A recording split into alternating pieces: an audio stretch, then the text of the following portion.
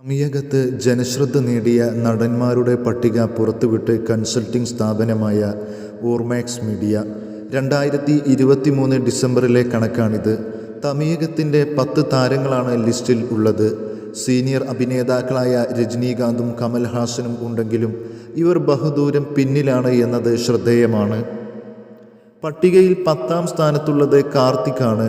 Qaidi 2, Japan തുടങ്ങിയ സിനിമകളുടെ റിലീസും അപ്ഡേറ്റുകളും കാർത്തിക് കഴിഞ്ഞ മാസം തുണയായി എന്നത് ഇതിൽ നിന്നും വ്യക്തമാണ്.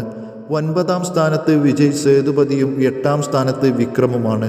ശിവകാർത്തികേയൻ 7ാം സ്ഥാനത്തെത്തിയപ്പോൾ കമൽഹാസന് 6ാം സ്ഥാനം കൊണ്ട് തൃപ്തിപ്പെടേണ്ടി വന്നു. രജനീകാന്തും ധനുഷുമാണ് 4ഉം 5ഉം സ്ഥാനങ്ങളിൽ.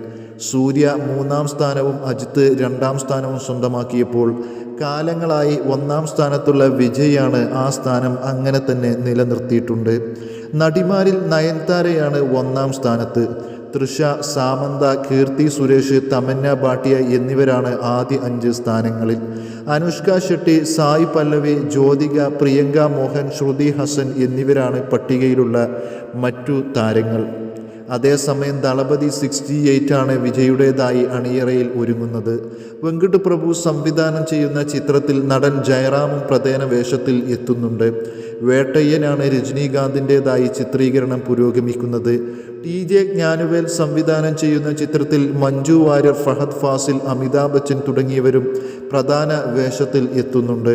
കങ്കുവയാണ് സൂര്യയുടേതായി റിലീസിനൊരുങ്ങുന്ന മറ്റൊരു ചിത്രം. വിടാമുയർച്ചയാണ് അജിത്തിൻ്റെ പുതിയ പടം.